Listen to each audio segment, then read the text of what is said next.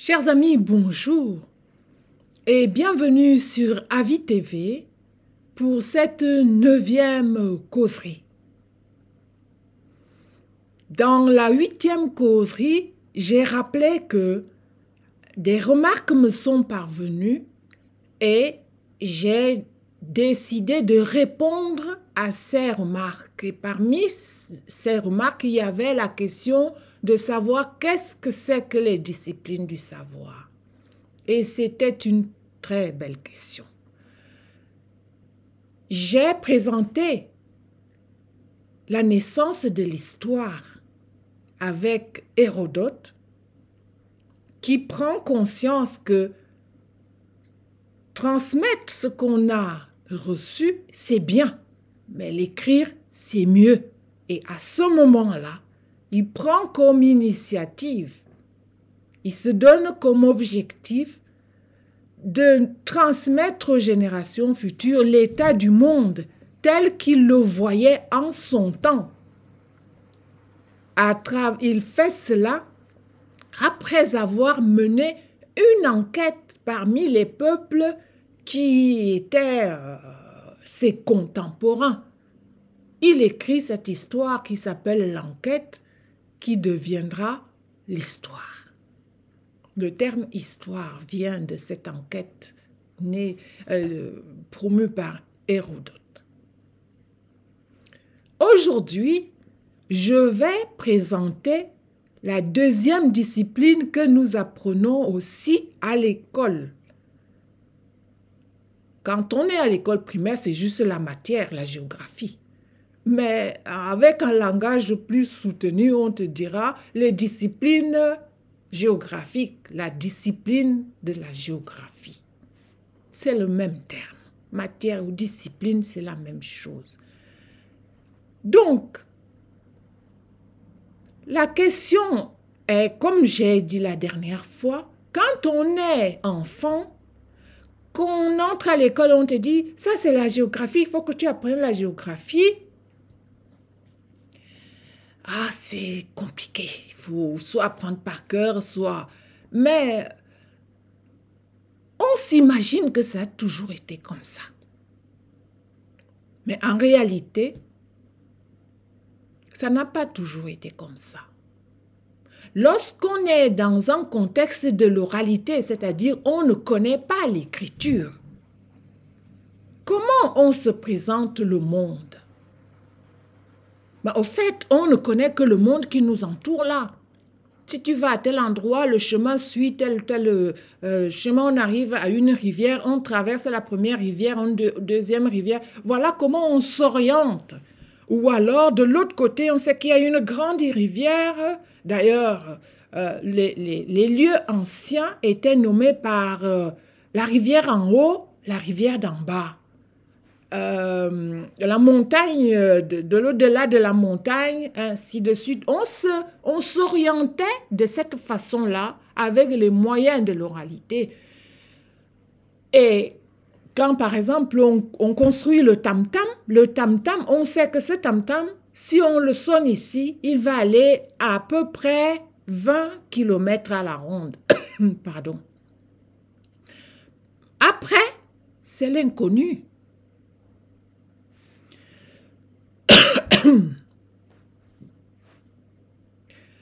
Il va y avoir beaucoup d'explorateurs des temps anciens qui vont essayer de comprendre comment les humains sont situés sur notre terre. Comment est même fait la terre? On prendra le temps pour dire... ces gens qui vont commencer à poser cette question vont nous laisser en savoir qui dit la terre est plate. Mais oui, parce que quand tu vois l'horizon, tout est plat. On ne savait pas qu'elle était ronde. On ne savait pas. On le saura bien plus tard. Mais pour connaître où nous sommes, la géographie va essayer de comprendre l'étendue de la Terre et tout ce qui compose cette étendue. Mais ça commence où? C'est là que la rencontre avec l'Afrique restera dans l'histoire un moment un moment de commencement de beaucoup de choses. Les Européens font le tour de l'Afrique. Pour la première fois, ils vont dépasser les limites connues du monde méditerranéen pour aller plus bas. Essayez de découvrir ce qu'il y a plus bas là-bas. Comment ça se présente? L'histoire retient que ce sont les Portugais qui seront les vrais pionniers. Avant, il y avait eu quelques tentatives que je ne développerai pas ici, mais les vrais pionniers de cette recherche qui traversent les limites du monde méditerranéen pour aller découvrir un autre monde, l'histoire a retenu que c'était les Portugais qui le commencent. Et en même temps, on va donc essayer de comprendre comment c'est même fabriqué, c'est comment la forme.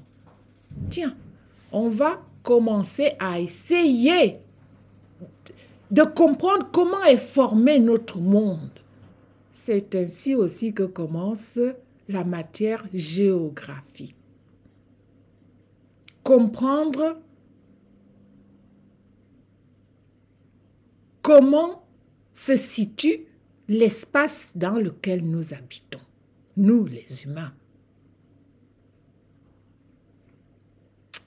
Ce voyage des Portugais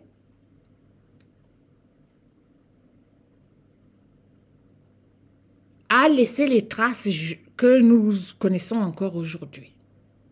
En longeant les côtes de l'Afrique pour la première fois, ils vont successivement nommer les lieux qu'ils traversaient et ces noms qui vont être écrits pour la première fois comme un compte rendu des récits de voyage. C'est ce qu'on appelait ça à l'époque un récit de voyage. Parce que c'est écrit, parce que personne n'avait écrit ça avant, ces termes-là resteront les termes que nous utilisons encore aujourd'hui pour nommer les lieux de l'Afrique et du monde connu.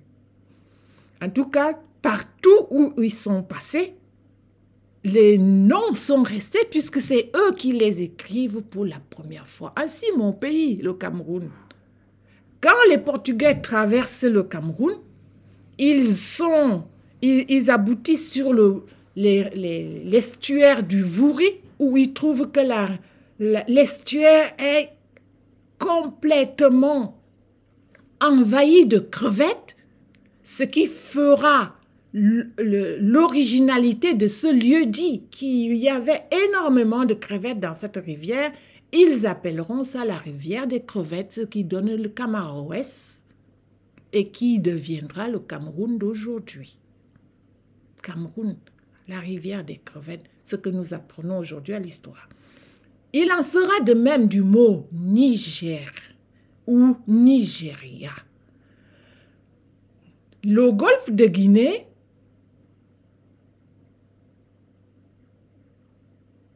sera nommé le lieu dit des Noirs, lieu dit des Noirs, c'est-à-dire, il faut savoir que le terme Niger est un terme Niger, c'est un terme latin qui signifie tout simplement noir. Ce terme-là est celui qui donnera plus tard négro. Négro, c'est un terme latin qui signifie noir. Donc les Portugais seront les premiers à attribuer ce terme aux habitants du golfe de Guinée, Nigeria et Niger, le pays des Noirs. Négro, Niger, ce qui donnera aujourd'hui le Nigeria et le Niger. Si on avait à traduire cela En termes simples, on dira le pays des Noirs, selon l'étymologie latine. Vous voyez, la géographie, on découvre, on nomme quelque chose. Et il y aura énormément de mots. Là, je prends que 2 exemples pour illustrer ce que je voudrais dire par le terme géographie. Aujourd'hui encore, la géographie qui est devenue une matière à part entière, c'est-à-dire on découvre l'étendue du monde, on nomme cette étendue et on décrit ce qu'il y a dans cette étendue. Eh bien, c'est ce que nous apprenons dans la géographie, dans notre matière scolaire que nous appelons la géographie. La géographie nous situe dans l'espace que nous habitons, l'espace terre, sur terre, où nous sommes. Comment ça se présente? Qui habitent ces lieux? Ce n'est pas une petite chose, parce que c'est de cette façon qu'on peut mieux s'identifier les uns les autres.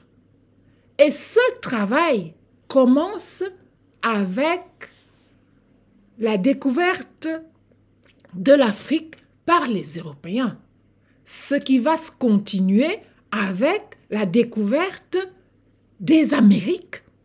Ils vont faire exactement la même chose là-bas, à partir du XVIe siècle. Ils découvrent qu'il existe un continent dont on ne savait rien.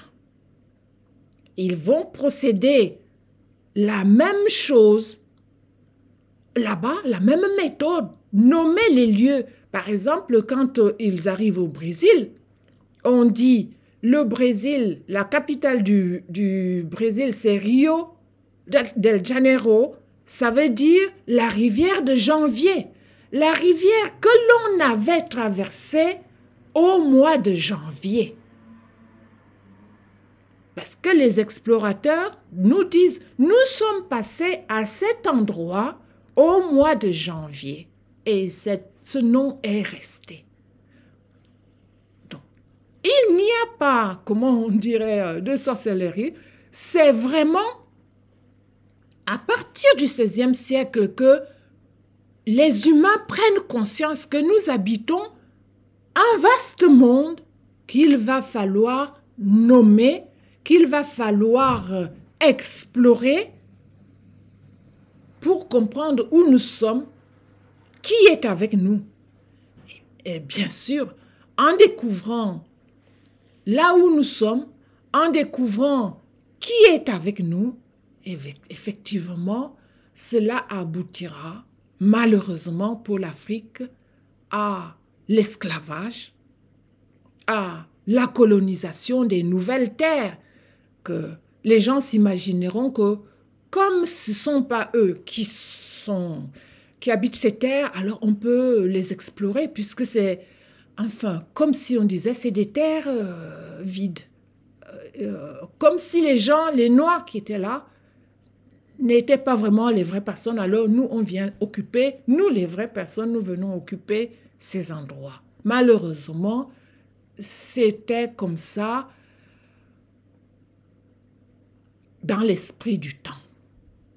En ce temps-là, la colonisation consistait à s'approprier les terres d'autrui dès lors qu'on est le plus fort. Nous avons donc, comme j'ai dit à la huitième causerie, découvert la genèse de l'histoire. Là, nous comprenons la genèse de la géographie.